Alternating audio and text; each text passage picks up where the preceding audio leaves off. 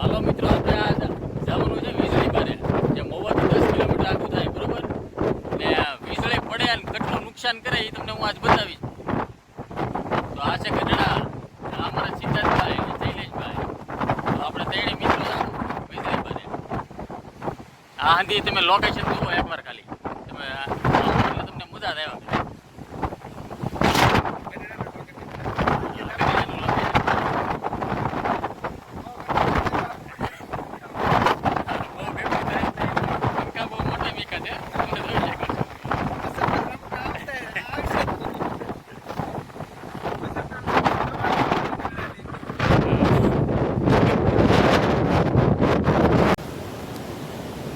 હાલો મિત્રો, આ છે માંડવની ધાર, જે વીજળી બારાથી થોડીક 2 થી 3 કિલોમીટર આગી છે. હવે 2 થી 3 કિલોમીટર આપણે દૂર છીએ વીજળી બારાથી. તો વીજળી પડી અને કવડો એને નુકસાન કર્યું તમને હું બતાવીશ. તમે છેટ સુધી વિડીયોમાં જોયા રાખજો. આ તમે દરિયો જોઈ શકો છો, ઉપર દરિયો છે.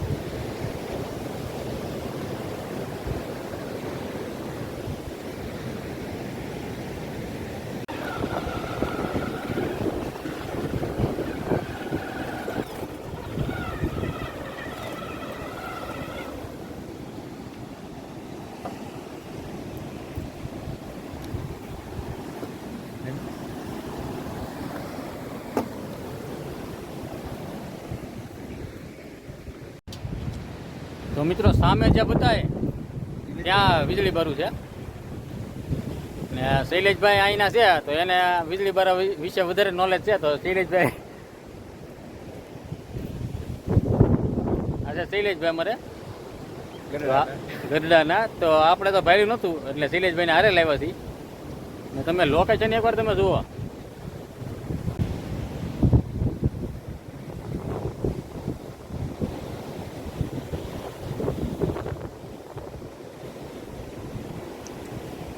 હવે દરિયો ઘૂઘવટા કરે છે. હો ભાઈ, બરોબર ચોમાસાનો સમય છે, જગ્યામાં કાંઈ ઘટે એવું છે નહીં.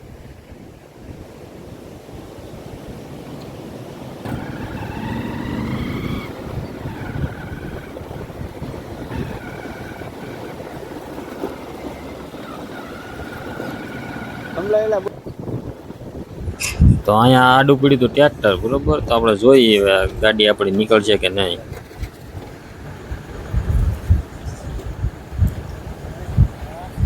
તો થોડાક કાંટા છે તે શૈલેષભાઈ એકકાર કરી નાખે છે ને કાંટા એકકાર કરીને આપણે નીકળી ગયા.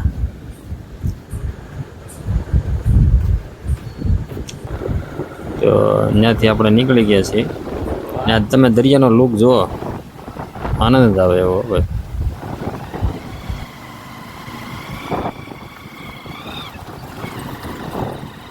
બસ, તો હવે આ છેલ્લી ધાર છે. આ ઢાળ ચડી જઈએ આપણે એટલે સામું આવેલું છે વીજળી બારું.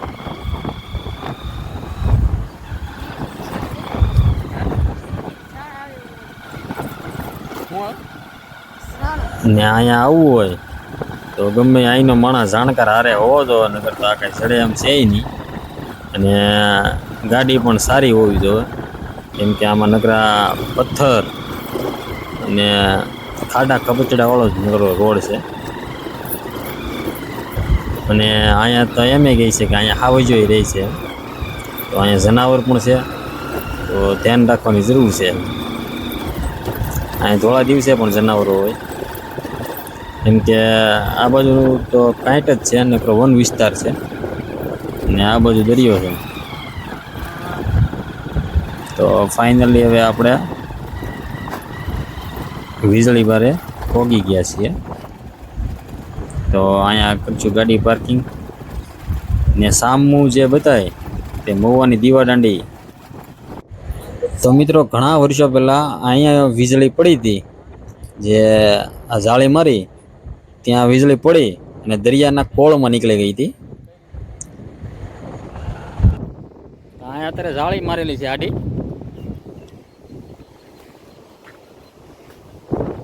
વીજળીની અંદર અહીં ગઈ હતી વીજળી ને ઓલી બાજુ નીકળી ગઈ હતી. તો તો અવડું નુકસાન કરેલું છે આમાં. તો આપણે હેઠે પણ જાહું ને અંદરનું જે કંઈ લોકેશન છે હું તમને બતાવીશ.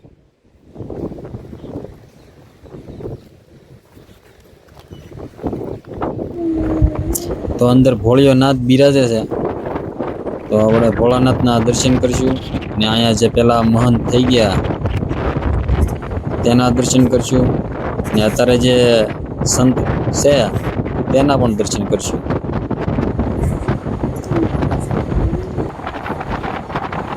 હવે અહીંયા આનંદ જ આવે એવું છે, જગ્યા મસ્તીની છે ને આ દરિયાનો પવન આવે ને એમાં અત્યારે ઝરમર ચાલુ છે વરસાદની, અહીંયા ઘટે નહીં એવો સુપર જગ્યા. ને આ રસ્તો તમે જોઈ શકો છો, આ પેખાડો કાપીને બનાવેલો છે ગામના. તો હમણાં ઘણા 1-2 વર્ષ પહેલાં અહીંયા સપ્તાહ બેઠી હતી.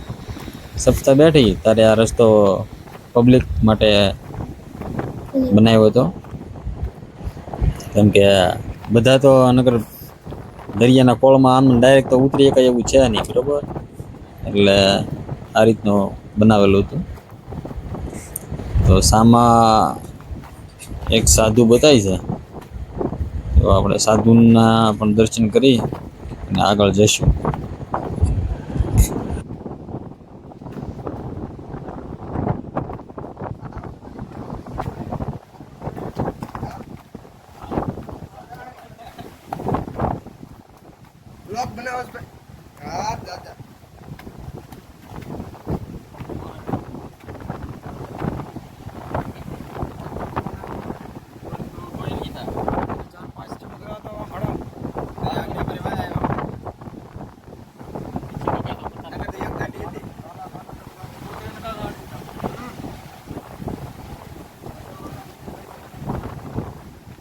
તો આ જગ્યા છે અદ્ભુત, મજા આવે એવી. આવીને એકવાર દર્શન કર્યા જેવી છે.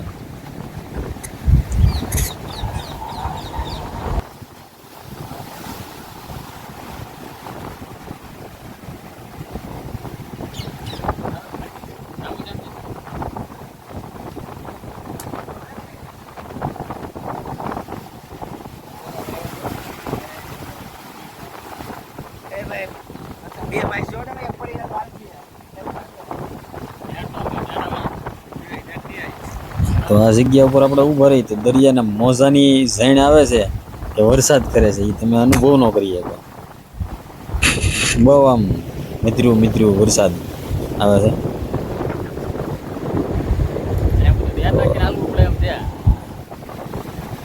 બનાવેલું તો છે સારું, આની ઉપર હાલવાનું છે આપણે.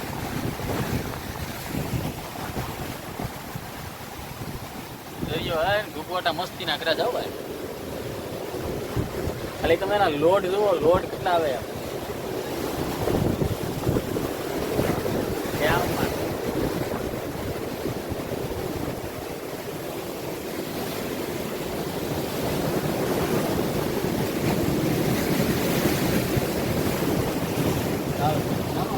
લાવો તમારે ઉતારતા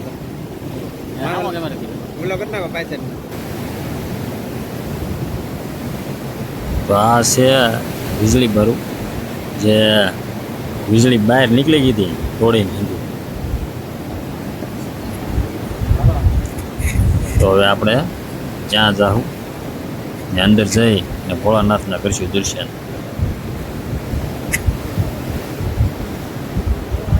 થોડુંક ઊંચાણ વાળું છે, અમારા સિદ્ધાર્થભાઈને થોડીક તકલીફ પડે છે ઉતરવામાં. ને ભાઈ આમાં ધ્યાન રાખીને હાલવું પડે એમ જ છે, કેમ કે પથરા ઉપર જ હાલવાનું છે. અહીંયા હમણાં રસ્તો બનાવ્યો હતો પથરાનો ગુરુ પૂર્ણિમા આવી ત્યારે, પણ પાણીના લોડ એવા આવે એટલે પાછું ધોવાઈ જાય.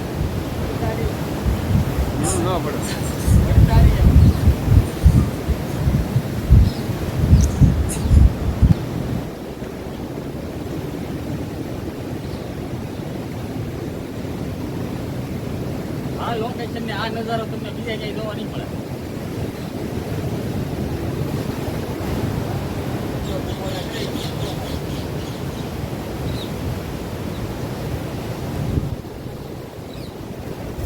આ જગ્યા પર શ્વાસ લઈને તોય તાજગીનો અનુભવ થાય.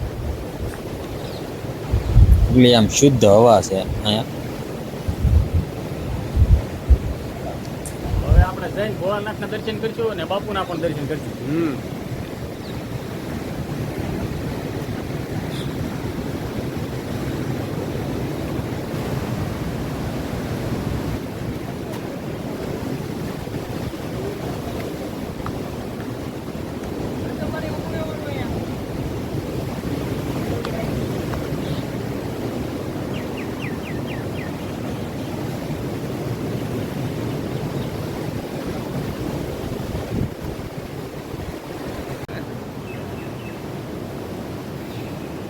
તો આ ભોંયરું ઉડું છે, અડધું ગામ બેસીને જમી શકે ને એવડું. તમે ભોંયરું જોઈ શકો છો. વીજળી અંદર પડી અને રમેલી છે આમ સારે સકડી આમ રમી છે. તો આવું ગોળ થાય. અને કબૂતરાઓનું ઘર બહુ સુપર છે. પક્ષી માટે તો આનંદ આવે એવું જ છે. અંદર ધોમ પંખી છે, પોપટ ને કબૂતર ને. પંખી માટે તો સ્વર્ગ લાગે આવા.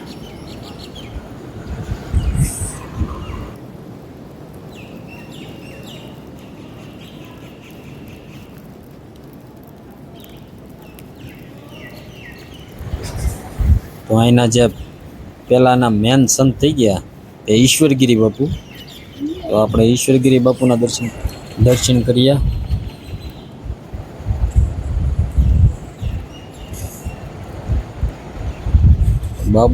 બાપુએ લગાવી અહીંયા ભભૂત ધૂણાની.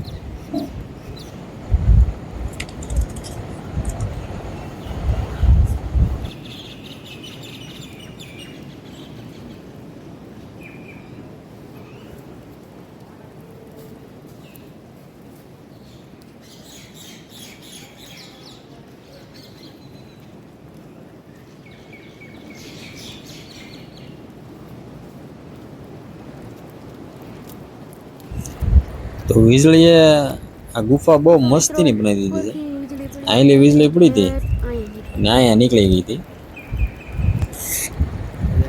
પેલા અંદર સારી સકડી લીધી છે, ગોળ મસ્તીનું સકડો બનાવી દીધું ને બહુ મોટી જગ્યા બનાવી દીધી એમ. ને જે સામે છે તે ઈશ્વરગીરી બાપુ પછીના જે સંત થઈ ગયા, તો તેના આપણે દર્શન કરીએ.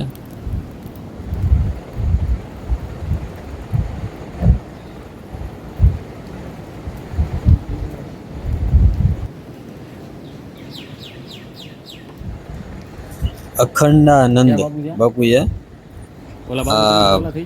ભોંયરામાં જે મોટા મોટા પથ્થરો હતા તે ભાંગીને હટાવી ને આ મસ્તીની જગ્યા બનાવી છે.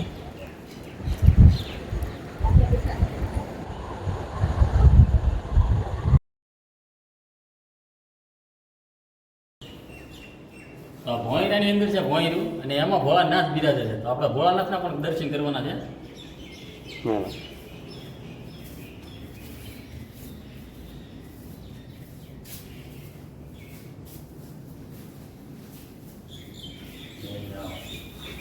ભોળાનાથના દર્શન છે. ભોળિયાનાથ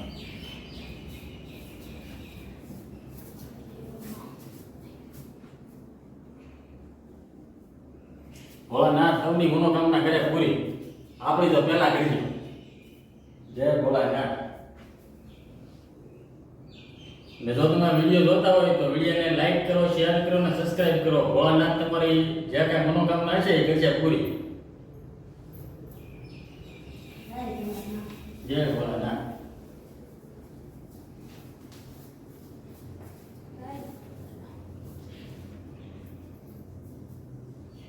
મૂર્તિ જે કઈ નીકળેલી છે ને એવા અંદરથી નીકળેલી છે, સ્વયંભૂ પ્રગટેલી છે. તો આ મૂર્તિ પણ બહુ આમ પ્રાચીન મૂર્તિઓ છે. તો હવે આપણે જઈને દરિયાનો જરાક લુક લેવું.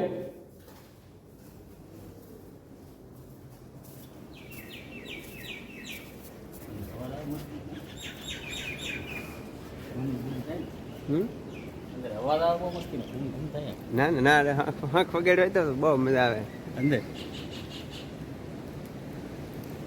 ટીપા બહુ બધી.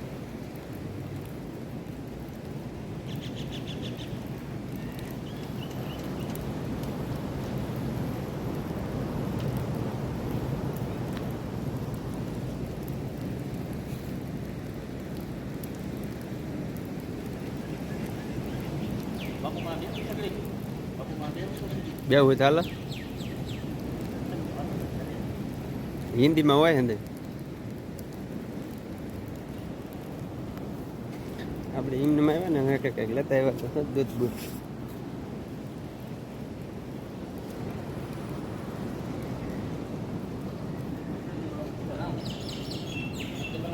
દર્શન કરીએ ધૂણો અખંડ જ રાખો અખંડ ધૂણો ચાલુ રહી છે અહીંયા એના મહંત છે બાપુ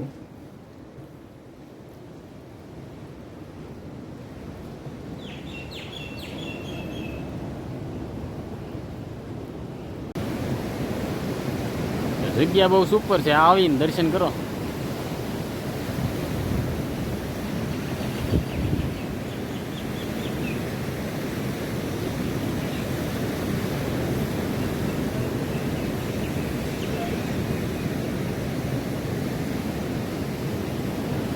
અંદર ભોંયરામાં રૂમો પણ છે જ્યાં એના મહંતો હોય એની માટે રહેવા માટે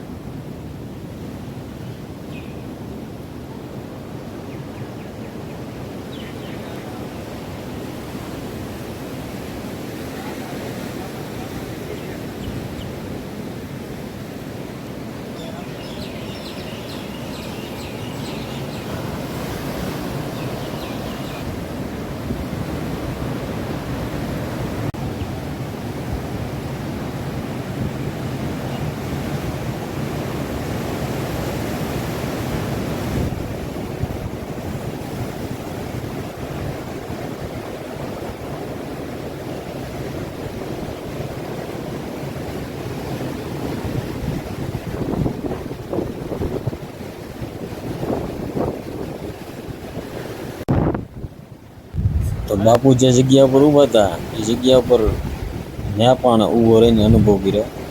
બહુ મસ્ત લાગે છે, આનંદ આવે છે.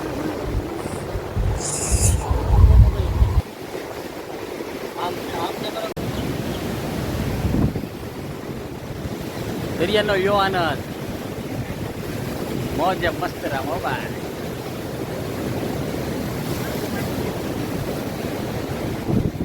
તો આ લોકેશન જ એવી છે, અહીંયા આવીને બધા ફોટોગ્રાફી વધારે કર્યા. તમે પાછળ પણ જોઈ શકો છો. દરિયાનો લોડ આવી તમે જુઓ ખાલી આમાં કેમેરામાં તમને બતાવું. અહીંયા 7-10 જણા આવીને ફોટા પાડે છે અને અમે ત્યાં અહીંયા લોકેશનનો આનંદ લેવા જ આવ્યા છે.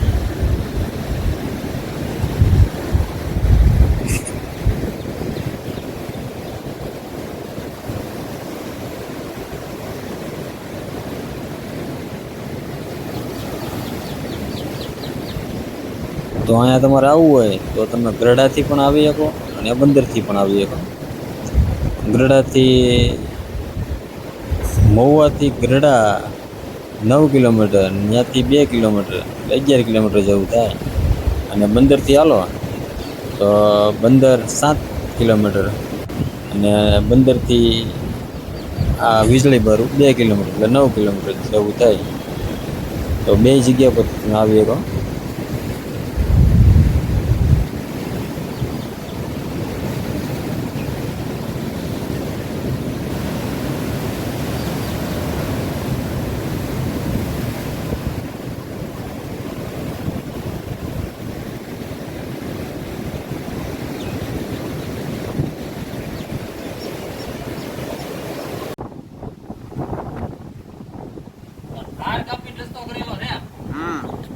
ટોટા ફોડી ટોટા ફોડી ફોડી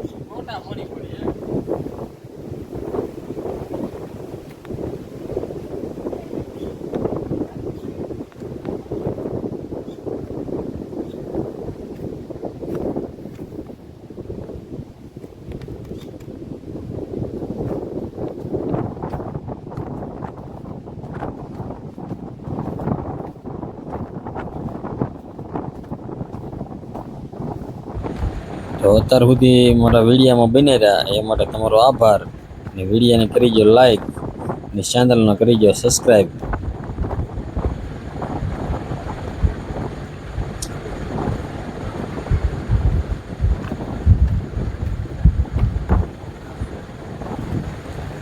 તો હવે આ બહારનો નજારો તમે જોઈ શકો. સુપર.